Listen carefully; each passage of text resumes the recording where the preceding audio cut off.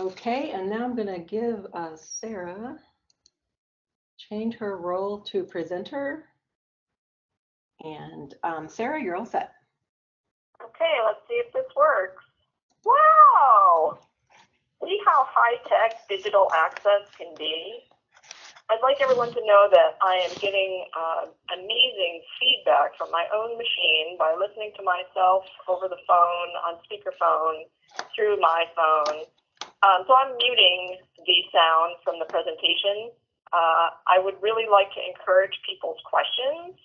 If you have a question, please go ahead and type it into the chat. I will try to keep an eye on that, and I'm sure Julie and Angela will as well.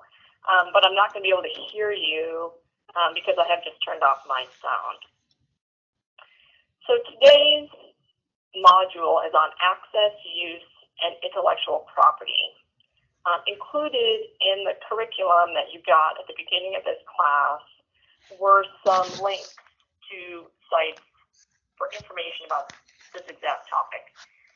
Those are all tremendous sites. I hope you've already looked at them. Most of them cover anything that I could possibly say in a general way about access, use, and intellectual property. So I have not duplicated those slides and those web links here. I'm just going to talk very generally and somewhat briefly about this topic, and then hope that everyone can ask questions they want to ask, talk about those websites if they've already gone to look at them, and just engage in a conversation about these issues, because I think, as I will say in a minute, really you've got to figure it out for yourself. So access. Access is really the reason we have collections. What is the point of taking things in and preserving them if you're not going to provide access to someone? It doesn't have to be everyone. It doesn't have to be, the public. It doesn't have to be some huge community of users. But you're saving that material for someone. And so the first thing that you need to figure out about your collections and the way you're going to provide access to them is, who are these people that you intend to reach? This is going to vary from institution to institution. All questions of access are going to be local. You have to sort of think globally and act locally, as they say. Think globally in terms of the legal rights, but act locally for your intended audiences, because who you're trying to reach is going to completely dominate your own decisions about how you're going to do that. And of course, the other big part of that is what you're providing access to, and whether you have restricted content, whether that content lives in restricted spaces, whether that's a physical space or a digital space, a server space that is behind a firewall. And these are the basic questions that you need to think about before you start to think about the legal issues and the technical issues and the physical issues of providing access.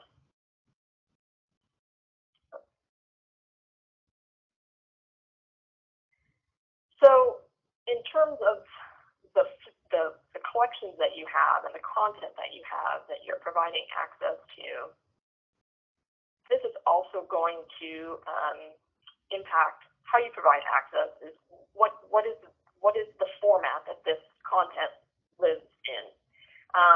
Is it physical media? Is it books that have to be scanned? Is it archives that have to be scanned? Are these born digital materials? Is it AV that needs to be digitized? Is it already digital? What are the actual physical things? And yes, digital is even a physical thing. What are the physical things that you need to provide access to? Because each physical format requires its own type of access equipment, whether that's just a person's eyes and a table, or zip drives and Ethernet, and all of these things are affected by what the content lives on.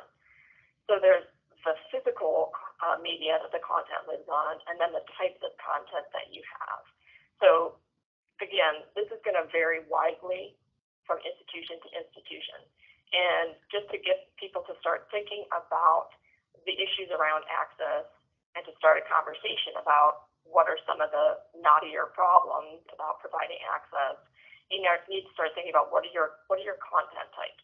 Do you have images? Do you have records? Do you have oral interviews? Do you have tribal documents? Do you have sensitive personal information, student records, corporate records that might contain employee information? All of this is very, very specific to the collection that you work in and are providing access to. And no questions about how to provide access can be answered until you kind of get a sense of the who and the what.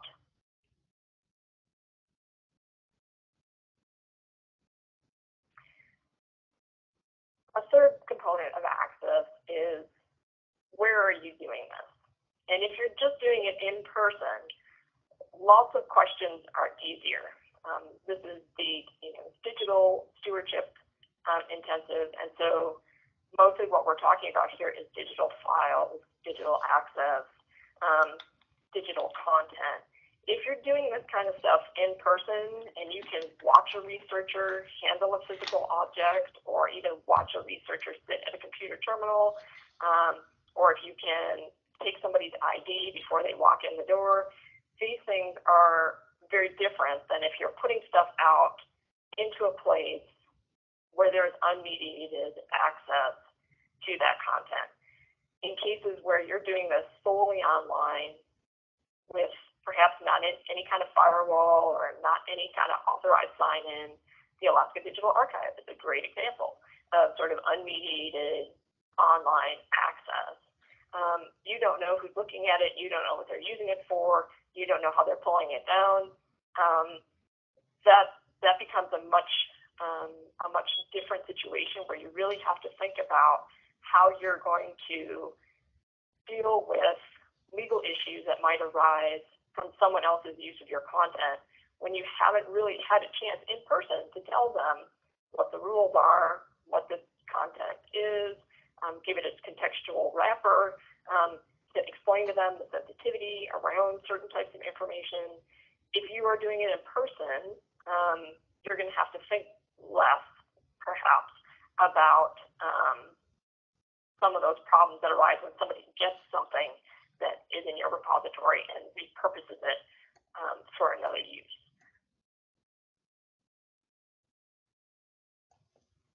And then, of course, the how being either physical material or digital files. So that's a kind of a combination of the what and the where. How you're going to provide access to it is an equation that takes both of those things into account and spits out your answer about how is this even going to be possible. Again, on an institution per institution basis, this is going to vary wildly. How much IT support do you have? How much server space do you have? How many computer screens do you have? How can you get that content behind a firewall but provide authorized access? And sometimes people talk about these things in a very generic way that presumes that everyone's got the same types of resources, when in fact we know, especially up here, that's often not true. So that's what it all boils down to in terms of providing access. So, but without access, you can't have any use of the materials. And as I mentioned, there's no point in having these materials, really, unless someone's going to use them. Why go through all that effort? It's not just some glorified public service to save this stuff in perpetuity. We're saving it for someone to use. But when they use it, then you have to consider how are they using it. And this is where the issues of intellectual property are going to start to impinge on your methods of access. So right in the middle here is the use. And this is where people take your content that you made accessible and they want to plug it into their own whatever project, book, genealogical website, educational program, museum exhibition. There are multiple types of use, and each of those types of use can have a different set of issues, a set of concerns for any institution that is trying to make its stuff accessible, especially if you're doing it widely to a public audience, to school audiences, to large constituencies. So uses that are just personal tend to be the easiest to handle. Someone just wants to look at information. Maybe they want to look something up for their own personal history. They're trying to buy a house and they want information about the place that, that used to be there. There's all kinds of reasons why people just are curious about a given piece of information. Personal use is the safest kind of use from an institutional standpoint. Educational use is an extremely common use of the types of content we have in our repositories, and it is often addressed in legal documents about how property can be shared. Educational use is always considered a use that's sort of for the greater good, and that it therefore should be encouraged. So there are legal issues around educational use of information, but they're not as intractable as commercial use, which we'll get to in a minute. Research use can be trickier. Research use is, of course, when someone is a historian or works for the state or owns a mine or is doing some sort of in-depth information gathering about a topic. And oftentimes people will use information from repositories for their research. And as we all know, researchers tend to be, well, maybe not all of them, but a lot of them tend to be pack rats, and they will collect information in whatever format they choose. They might have a bunch of files on their computers. They might have actual printouts in a drawer somewhere. They might be compiling a website where they're putting all this information up. And sometimes they're really, really good about saying where they got content from, and sometimes they're not. And this is sort of a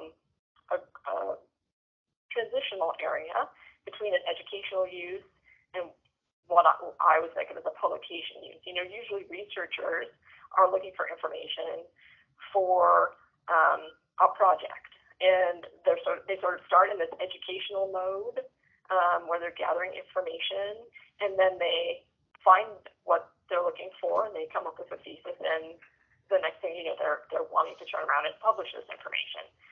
This is an area where you need to catch people at the beginning of their information gathering, and somehow, at the point of accessing information, you need to make them aware of what the issues are around publication of that material, because these are the kind of people who are going to be taking information, possibly removing it from its context, putting it in their own files or putting it into some sort of analysis, and then wanting to publish that material without its, not necessarily with the contextual wrapper that it should have. This is particularly true when you're dealing with things that are sensitive information, but not copyrighted information. So oral interviews, traditional knowledge. This is the kind of stuff where it might be great for someone to know about a particular topic or a conversation or something that was gathered. But if they remove it and they no longer refer to the original collection, or they try to imply something with the content that you've given them that perhaps the original owners of that content would not want implied. Researchers are the kinds of people that you tend to need to watch. Publication, of course, is the flag that a lot of people have run into problems with. We certainly have here at the Anchorage Museum. Publication is publication, no matter whether it's digital or in print. And I think this is a fact that escapes many people. Publication on Facebook is publication because it's on a website, and just because you can lock your Facebook account down to friends only doesn't mean that that doesn't count as publication. And if you have an open group and you're publishing things on Facebook, you're publishing things on Facebook. If you have a website that's just about your family history, because it's a WordPress blog, and you don't think really anybody looks at it, just because nobody looks at it doesn't mean it's published. I mean, there are many, many books that have been published that no one's ever read, but that doesn't mean that they don't count as publication. The law around digital publishing is, I think, slowly coalescing into what seems to be much more restrictive in some ways than book publishing, probably because it's easier to download things from one website to another. But people need to remember what is publication, and do you as a repository really have the right to provide material to someone else for publication? And this is the stickiest part of providing access, I think. I remember going many, many years ago to a copyright workshop, and the presenter said that you should consider copyright law to be like a 55-mile-an-hour speed zone, and that libraries, because they're educational institutions, could really feel comfortable going about 60. So you could really probably, push the envelope a little bit in terms of what you're providing, to whom, for what. And that's a great feeling if you're in an institution that feels like it's okay going 60. Here at the Anchorage Museum, I can tell you, having worked here for some time, that the institution feels comfortable going about 53, maybe sometimes 49, because we know that there are a lot of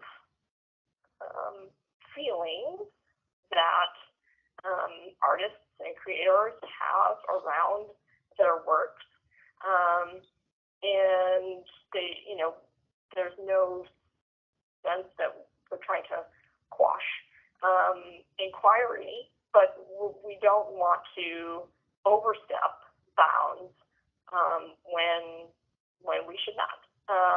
And so this is another instance in which your answers to these questions are totally going to be predicated on where you're at. I'm sure a lot of my colleagues in the institutions of higher education here in the state feel like they could definitely go 60, 65, and that's great for them. And we're happy to refer people over to them if they're looking for something that we don't feel comfortable giving them.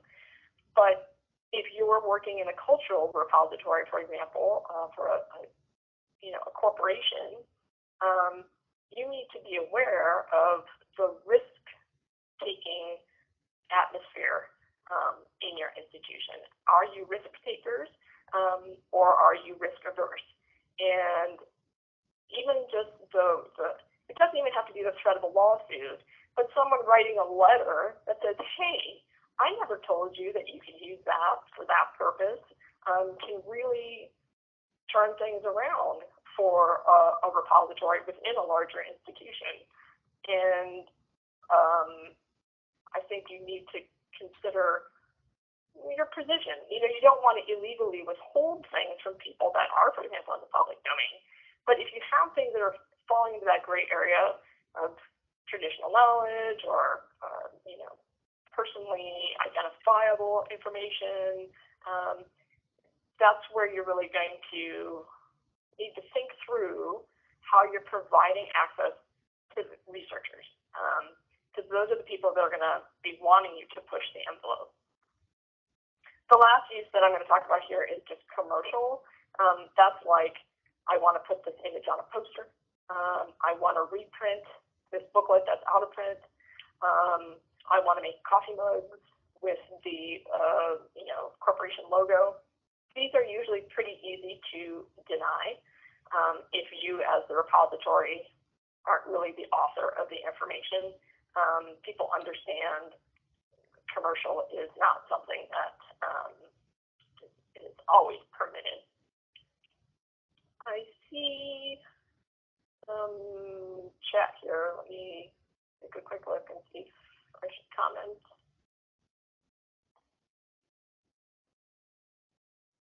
Yeah, so like for the Alaska Digital Archive, and at some point, I think maybe to the next slide.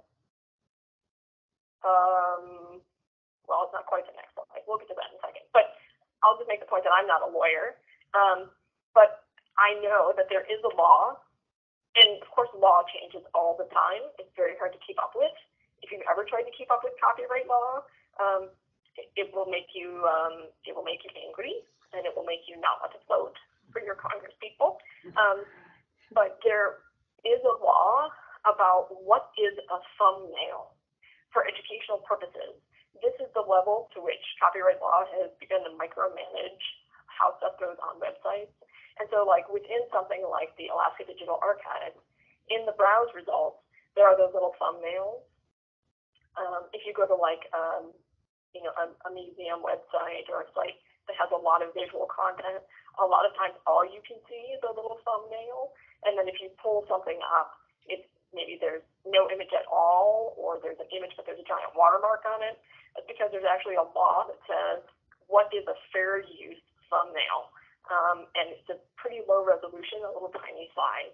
And if you keep it tiny, then it's considered fair use. But the minute you make it big, of course you fall right into the trap of publication.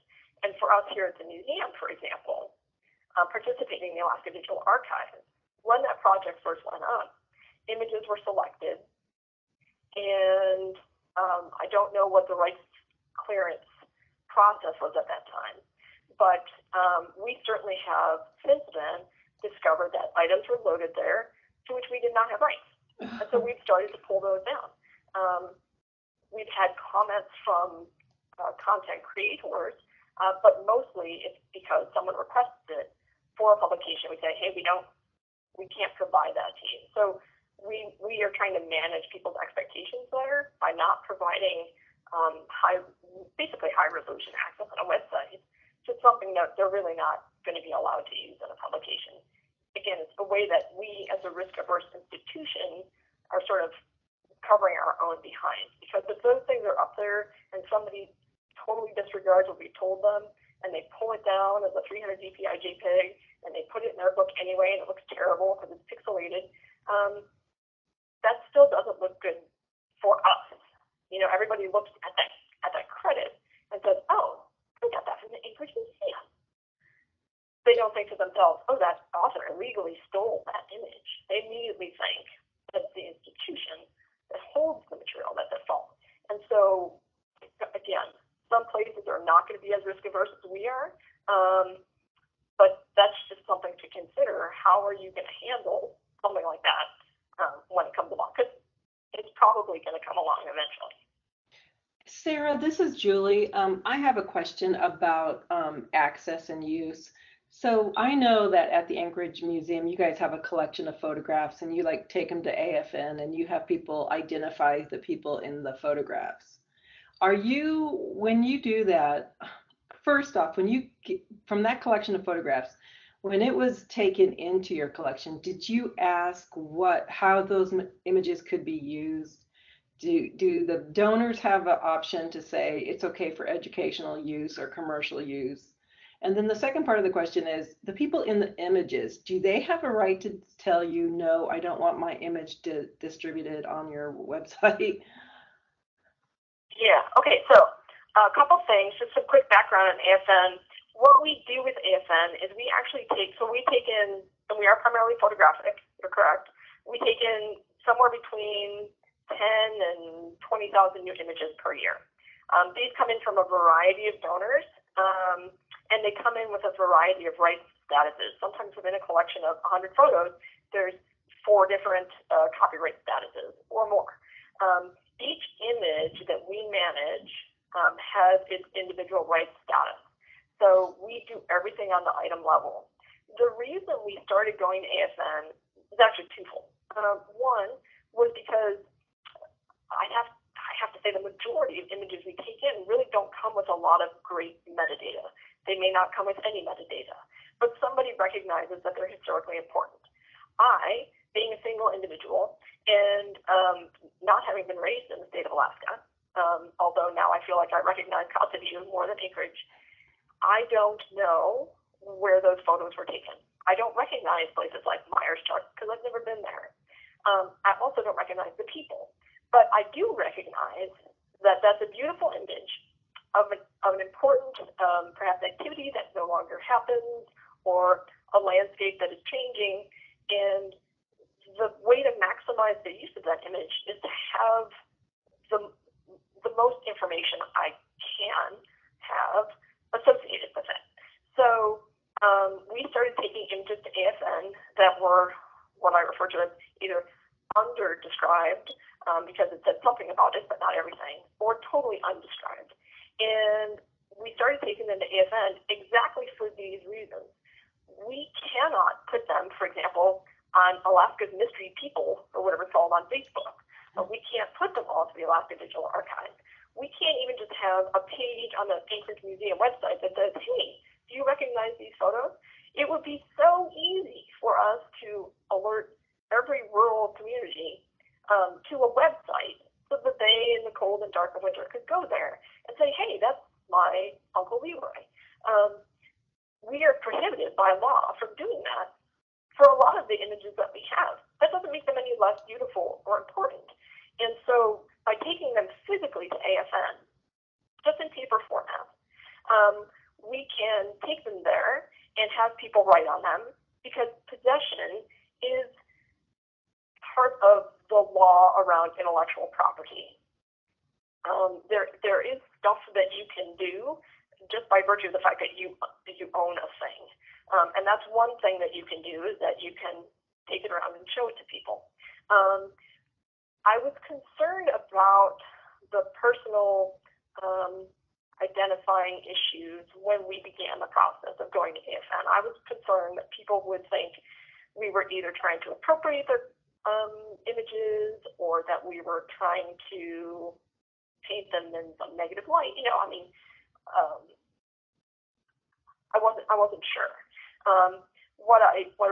What we found out over the past few years is that the feedback has really been overwhelmingly positive. People say, oh my gosh, I never saw that picture of my grandmother before. Can I have a copy? And of course, that's one thing we do is that we provide free prints to the people who are gracious enough to sit down and look through the photos and try to provide some information. We do ask that they not share those prints. So we just give them physical prints because, again, physical things and possession of physical things is easier, according to copyright law, than digital anything is. That's how we're managing those kinds of issues around ASN, and that's really why that project got started. The images that we do sometimes put online to advertise the event are always ones that are rights cleared. But the other part of your question, which is can donors place restrictions on their collections? Of course they can. Is the repository going to take a collection that comes with a lot of restrictions? Probably not. I know fewer and fewer archives that have a lot of patience for that kind of thing because it's very hard to manage when one collection over here can be used for this and another collection over there can be used for that. But again, that's a very local decision, and it's got to be really based on what's the content of that information. If a donor wants to give us something that is, tribal knowledge, and they want to place restrictions on it, heck yeah, you tell me how it should be used, and I will administer that. But if it's just party photos from, ASN's past, there's no reason why that information would need to be restricted. I think a donor would really have to convince me of why their material would need to be handled differently than the rest of the material that we have. So if that kind of answers that question. Thank you. Okay, so, and we've talked about a lot of intellectual property stuff already, but just to kind of go over some of the key ideas. And again, you've got a lot of links to great websites that talk about some of the legal nitty-gritty, copyright term and that kind of stuff. But just some things to keep in mind. There is some stuff that you can do, again, if you own a thing, but possession does not equal right. Just because you bought a postcard does not mean that you own the copyright to the image on a postcard.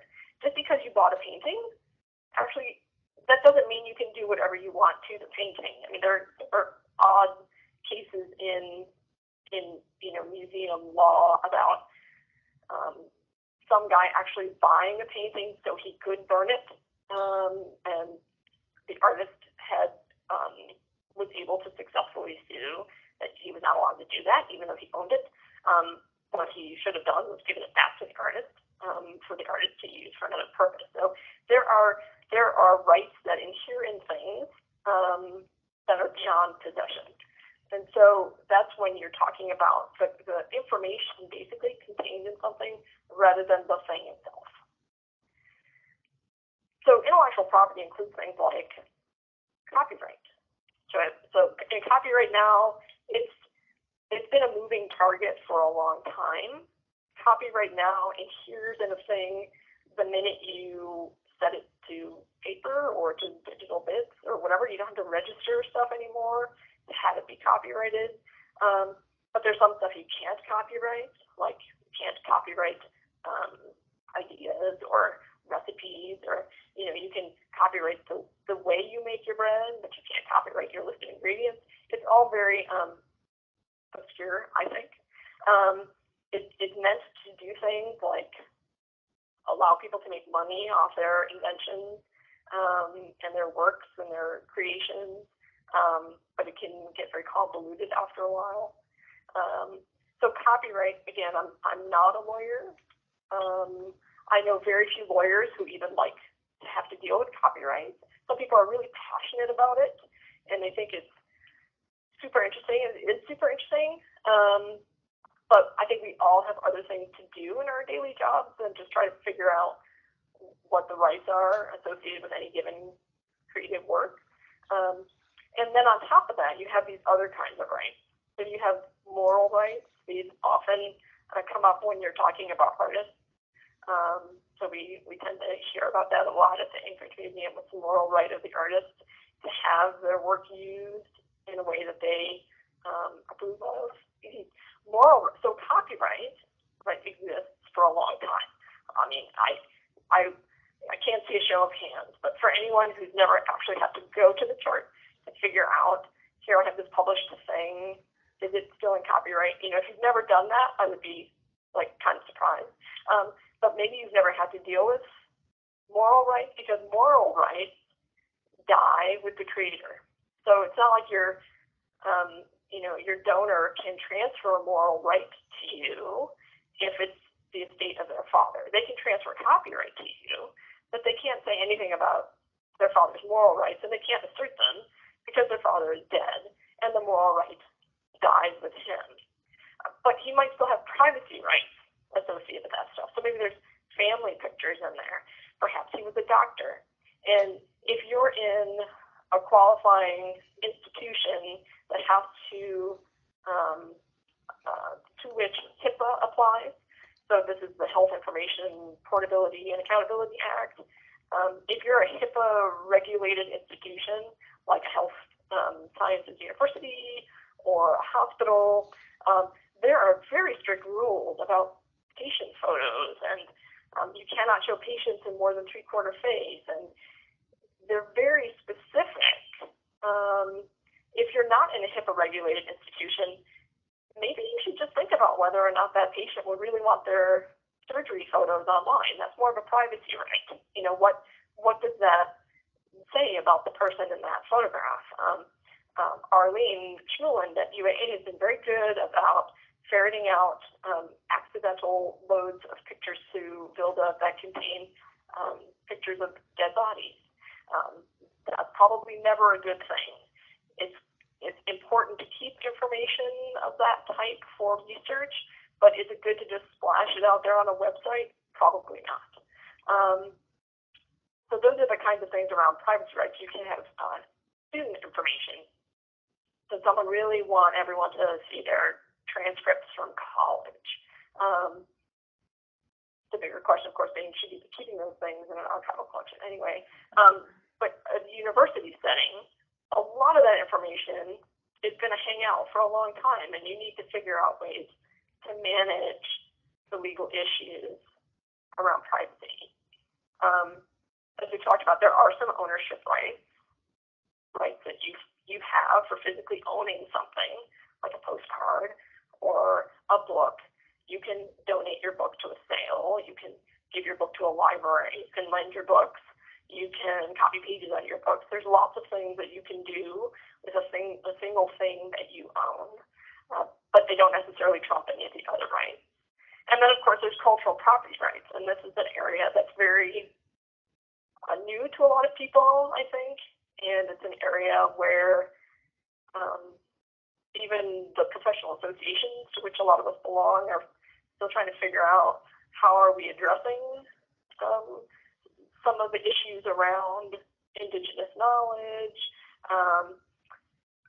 things that maybe have been in the public domain for a long time, but contextualized in a Western way, and now they're being reclaimed by their traditional cultures, and there's a tension there between stuff that's sort of been known, but it hasn't been known appropriately, or even just images of traditional activities, dances, regalia. What are the issues around showing things, especially if the institution to which you belong is not a part of that culture? And again, this is where these decisions have to be local. If you don't feel like you can adequately represent that culture, well, maybe you should think about not providing access to it until you can contextualize it in a way that's appropriate. And perhaps then you start by providing access to the people of that culture who can help you better understand whether there are any issues. Maybe there aren't. Maybe they're perfectly fine with all that information being available because they want research to continue. So these are again just they're so specific to collections and to institutions and to audiences that it's very hard to say anything usefully concrete. So it's just something to kind of get you thinking about what you have and what you want to provide access to. And people who tend to push for digitize everything and throw away the paper because they want to make room, forget that sometimes it's actually harder to manage digital things because they just get lumped into one little space, and people can see 400 pages of something very quickly online. Whereas paging through that, you can actually have a little insert that says, "Oh, redacted," or "Stop here. Please hand me your cell phone. You can't take pictures of that." So these are a lot of issues that you need to think about. You also need to think about the fact that I'm not a lawyer, I'm not an expert. We deal with these things on a daily basis, and we struggle on a daily basis, and we learn new copyright rules probably on a daily basis. And it's just one of these things that you have to figure out how comfortable you are with providing the wrong answer and having to correct yourself later, or always providing great service and protecting yourself and others.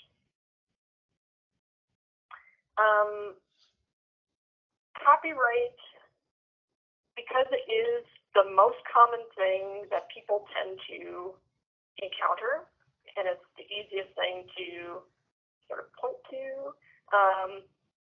Again, you've got great websites to go to, but just to think about this again really quickly, just because you have something, and you know that who created it, and you know that maybe it's been published before. We run into this problem all the time. One of our predecessors here in the Library and Archives perhaps gave something out to be published years ago, 30 years ago, and since then the law has changed, and now it's no longer in the public domain. You need to be aware of what all of the terms of copyright are for the various types of materials that you have. Is it published or is it unpublished? In archives, we often have unpublished material. The rules are not the same for published stuff and unpublished stuff. It's dumb, but it's true. If you have stuff that's created by a government, like if you work in the state archives, you guys have it easy peasy. Because so much of that stuff is just like public domain. You don't even have to think about it. It's created by the people, for the people, to be used by the people in perpetuity. That's not true of stuff that's not created by governments. And it's actually unclear to me and maybe somebody from the state can answer this, are Alaska state documents by default in the public domain? I don't think that there's an Alaska statute that says whether or not that's true.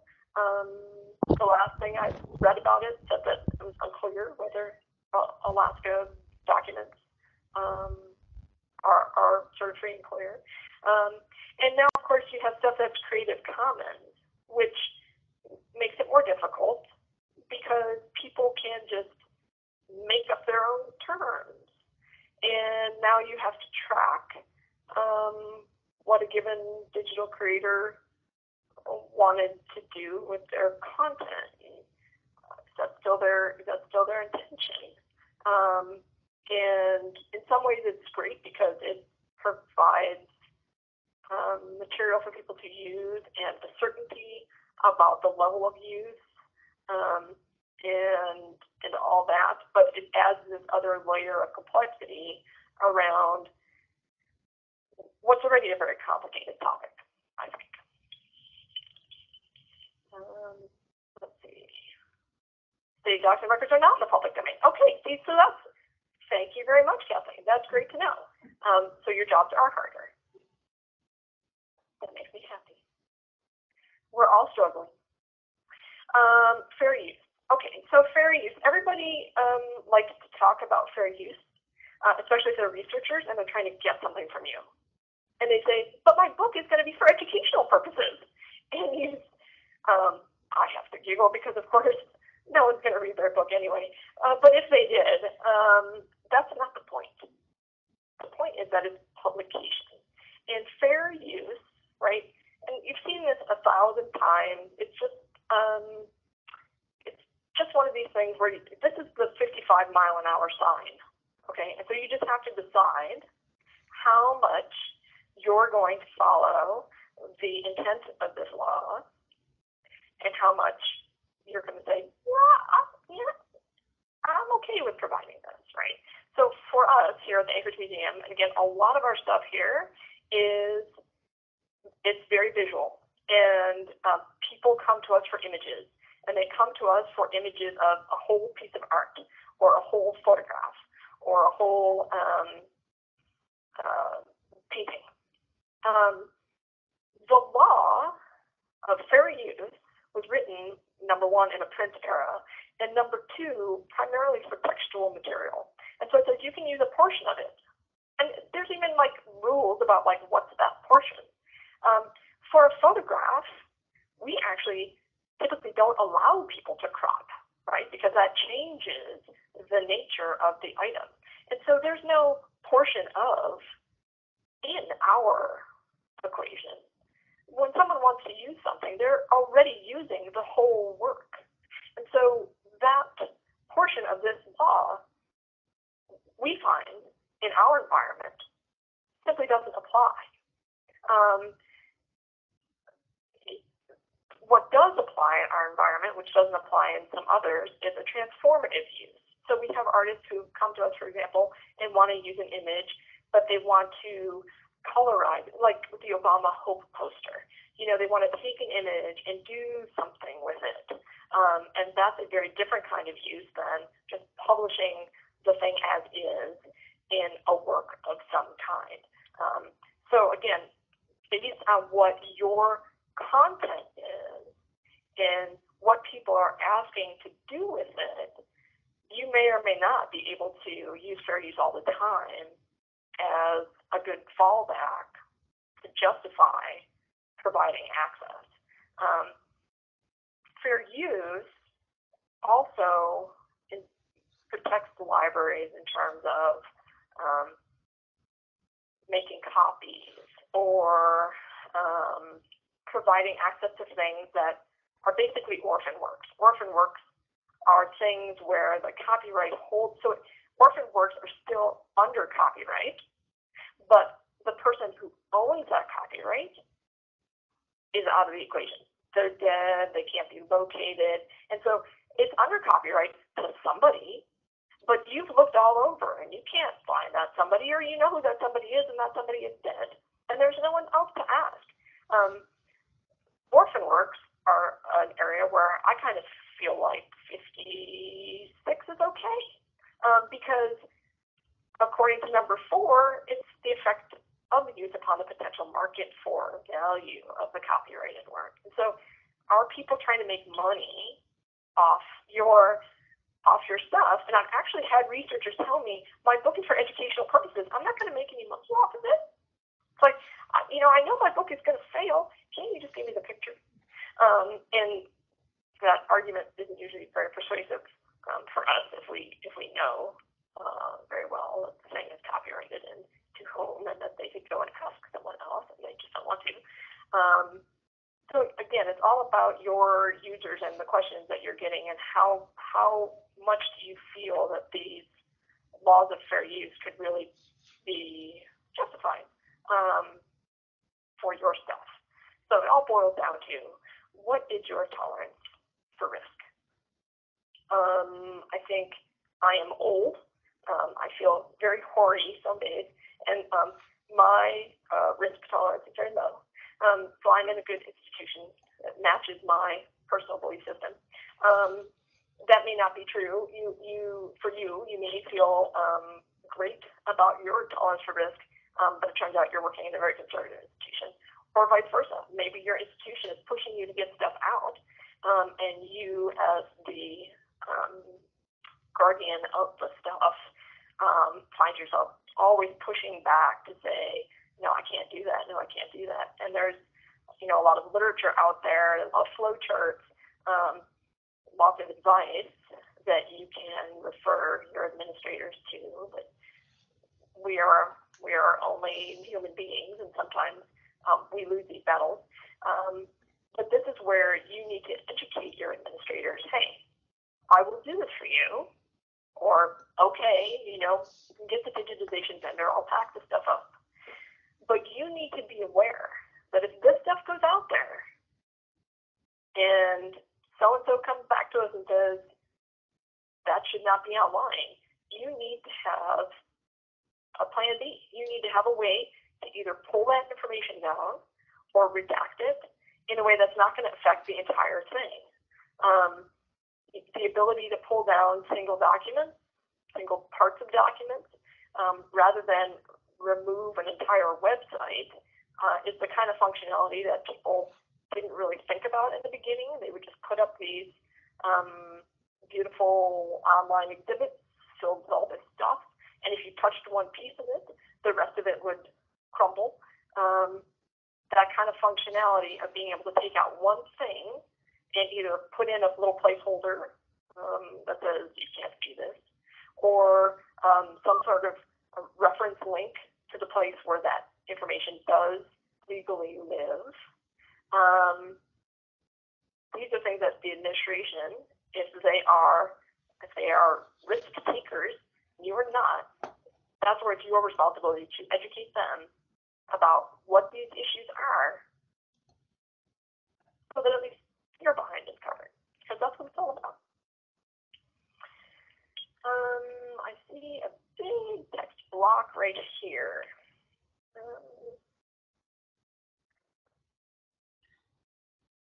So Sarah, Sarah, I'm going to read it so that it's in the recording.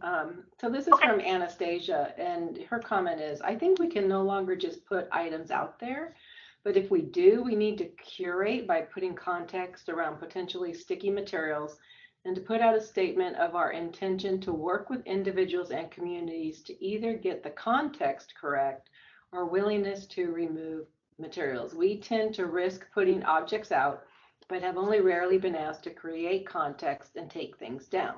We need to think about adjusting our thinking as librarians who put it all out there to at least curating to a degree and partnering with individuals and communities more often than we think we do, like maybe all the time. And I think that's a great point. And curation around digital objects is another thing that it's really dependent on what your platform is for providing that access, right? If you just have a website and you're just putting up pictures, Flickr, I think, is a great example. People were using Flickr in droves back in the day, and Flickr would strip all of the metadata that you put into file info, for example, in Photoshop. You would load that into Flickr, and Flickr would strip all that stuff. And then you'd have to re-enter all of it again in terms of who's the photographer and what's the location and what's the date. And so sometimes an institution just doesn't have the kind of software. I mean, truly, it comes down to stupid software that allows us to do the kinds of things we want to do. And if you don't have the ability to do that, maybe that's where you have to take a step back and say, what can I put up there that could be looked at in an unmediated way? Because I'm really only comfortable with putting up stuff that I don't have to put contextual wrappers on, because I think there are a lot of instances where institutions can only afford a certain solution, or they want to go with a proprietary solution that looks good, but they don't really think about, like, if you only have 256 characters to record all the information about a thing, that might not be enough, especially in terms of the kinds of large archival collections that provide context within themselves. If you can't sort of see the whole box, you might not really understand what that thing is. And that's where I think a lot of digital access so I've heard it described as the digital curtain, right? That you put this stuff online and it hides everything that's not online. It's like the big stage curtain, and it's a beautiful curtain. Maybe it's got a painted scene on it, and it looks great. People go, "Ooh, I came to the theater, I saw this beautiful curtain."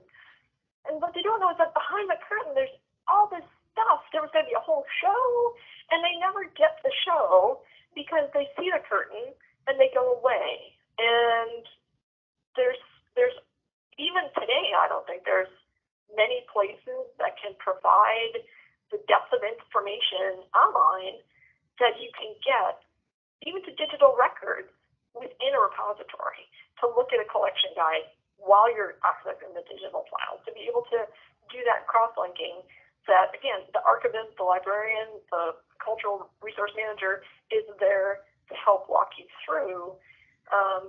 Access without context is like a whole nother module. Yeah. But this is me. I don't think I have anything else to say, which is good because there's only 2 minutes left. Okay. So I hope people had a chance to at least think about some of these things. If you want to ask me questions, I'm always happy to give my 2 cents.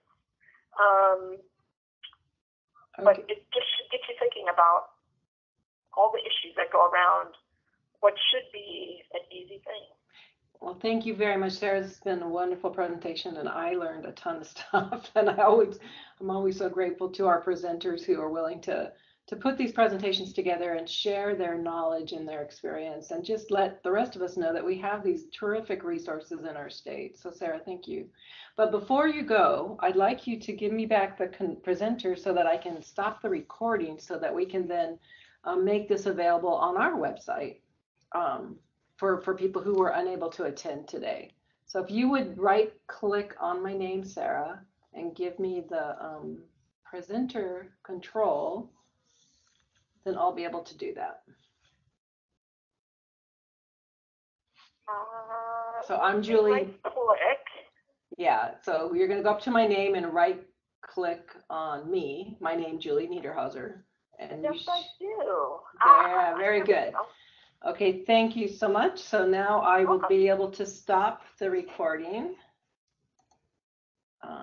Once I can find it, stop the recording.